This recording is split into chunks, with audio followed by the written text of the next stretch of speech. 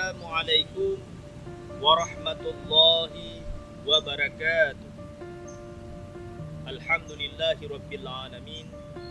Wassalatu wassalamu ala sayyidina Muhammadin wa ala alihi wa sahbihi ajma'in. Amma ba'd. Hadirin kaum muslimin sidang pendengar yang dimuliakan Allah. Di dalam kehidupan di atas dunia ini, berbagai macam proses kehidupan kita lalui. Adakala proses yang kita lalui penuh dengan kebahagiaan, adakala proses yang kita lalui penuh dengan kepahitan dan kesedihan. Yang namun, apabila kebahagiaan yang kita dapatkan, maka tugas kita manusia adalah mensyukurinya. Sebaliknya, apabila dalam proses kehidupan yang kita lalui penuh dengan kepahitan dan kesedihan, maka tugas kita manusia adalah bersabar dalam menjalaninya, seraya terus berusaha untuk mendapat kebahagiaan itu sendiri. Akan tetapi, hadirin kaum muslimin sidang pendengar yang dimuliakan Allah, yang cita-cita kita seorang hamba Allah, seorang manusia adalah tentu ingin meraih kebahagiaan di atas dunia ini. Akan tetapi di dalam memaknai makna bahagia itu sendiri, lain urang tungku lain geartikan makna bahagia. Ada sebahagian orang menganggap bahagia hidup dalam dunianya dengan harta. Oban harta kala, rumah kamu gedung, bank kamu umpang, motor kana 5 buah sapo, yang kagak kira droga bahagia hidup di atas dunia.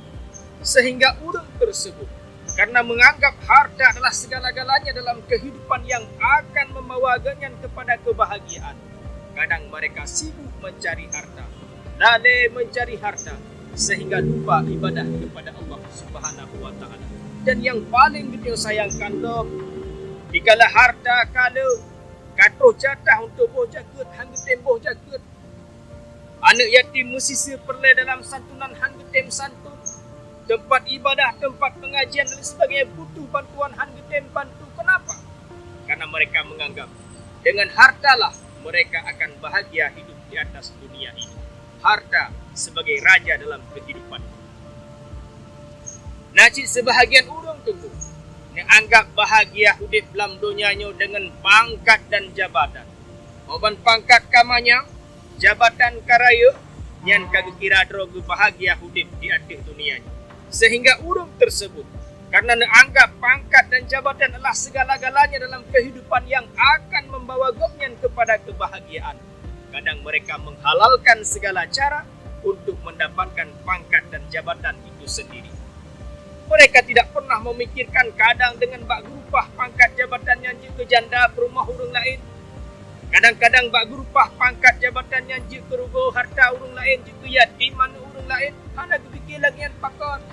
Karena mereka menganggap dengan pangkat dan jabatan itulah mereka akan bahagia hidup di atas dunia. Ada juga sebahagian manusia menganggap bahagia hidup dalam dunia dengan karena orang inang yang tari. Uban katari orang inang kala dalam kehidupan segala kegiatan penuh dengan perempuan yang kaki kira droga bahagia hidup di atas dunia. Tapi ketahuilah kaum muslimin sidang pendengar sekalian, harta, pangkat jabatan beserta wanita bukanlah satu jaminan kita akan memperoleh kebahagiaan hidup di atas dunia ini. Bukanlah sabuh jaminan artinya kon bukan hidupnya hanya perlu ke harta kon. Hidupnya hanya perlu pangkat jabatan, hanya perlu kurinang kon. Tapi harta, pangkat jabatan beserta wanita bukanlah sabuh jaminan kita akan terperoleh kebahagiaan hidup di atas dunia ini. Artinya hana mesti dengan harta gedanya bahagia, hana mesti dengan pangkat jabatan gedanya bahagia, hana mesti dengan urang yang tadi gedanya baru terasa bahagia hidup di atas dunia. Tapi hadirin sidang kaum muslimin yang dirahmati Allah sekalian, ketahuilah Rasulullah pernah menyampaikan arba'un min sa'adatil mar'i an takuna zaujatuhu salihah. Ada 4 perkara dikatakan oleh Rasulullah kita akan merasakan bahagia hidup di atas dunia ini. Kita akan merasakan hidup bahagia dalam masyarakat, dalam keluarga. Yang pertama, antakuna zaujatuhu salihah. Engkau yang memiliki istri yang solehah. isteri yang taat kepada Allah dan isteri yang taat kepada kita suami. Isteri yang dalam rumah tangga hendak ingin memimpin, isteri yang dalam rumah tangga siap untuk kita pimpin. Kemudian yang kedua, wa waladuhu abraran, memiliki anak yang soleh dan solehah dalam kehidupan. Setelah yang pertama kita memiliki isteri yang solehah dalam rumah tangga kita, kemudian yang kedua memiliki anak yang soleh dan solehah dalam kehidupan. Bagaimana dikatakan anak yang soleh? Anak yang taat kepada Allah dan anak yang taat kepada kedua orang tua. Anak yang lebih dalam agama, yang kita berdoa cicit wate, jimlake berampun dosa ibu dan ayah. Anak dalam kehidupan sebagai modal kita urung si tahu kepada Allah Subhanahu wa taala. Maka jarang-jarang tanya urung si tahu modal anak. Bukan anaknya jid sebagai modal ataukah anak menjadi sebagai bencana? Apabila anaknya menjadi modal, insya-Allah dengan anak tersebut kita akan terasakan bahagia tatkala kita hidup di akhir dunia, lebih-lebih nantinya tatkala kita kembali kepada Allah Subhanahu wa taala.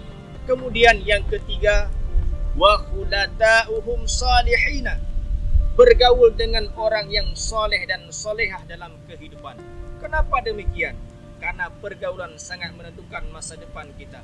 Lingkungan sangat menentukan masa depan bagaimana kehidupan kita selanjutnya. Apabila lingkungan kita baik, insya Allah kita akan terbawa kepada hal yang baik. Sebaliknya apabila lingkungan kita lingkungan yang buruk, lingkungan yang tidak baik, tidak menutup kemungkinan pula kita akan terbawa kepada hal yang tidak baik. Kemudian yang keempat, yang terakhir adalah wa ayyakuna rizquhu fil baladi, memperoleh rezeki di dalam negeri. Artinya rezeki yang kita dapatkan, rezeki tersebut bisa dinikmati oleh keluarga kita bersama. Kitanya uro malam sula calo tak minta rezeki kadang-kadang. Macam-macam aktivitas kitanya. Nah yang tiap tupah bakgop, kadang-kadang tiap temurah bakgop dan lain sebagainya. Hasil ruah kitanya, hasil keringat kita sendiri. Hasil keringat itu bisa dinikmati oleh keluarga kita bersama. Hadirin kaum muslimin sidang pendengar yang dimuliakan Allah. Maka jangan pernah kita meyakini bahawa hanya dengan harta kita akan mendapatkan bahagia. Tapi harta tidak menjamin kita mendapatkan kebahagiaan. Tapi insya-Allah dengan kebahagiaan kita akan mendapatkan harta. Hadirin sidang pendengar yang dimuliakan Allah.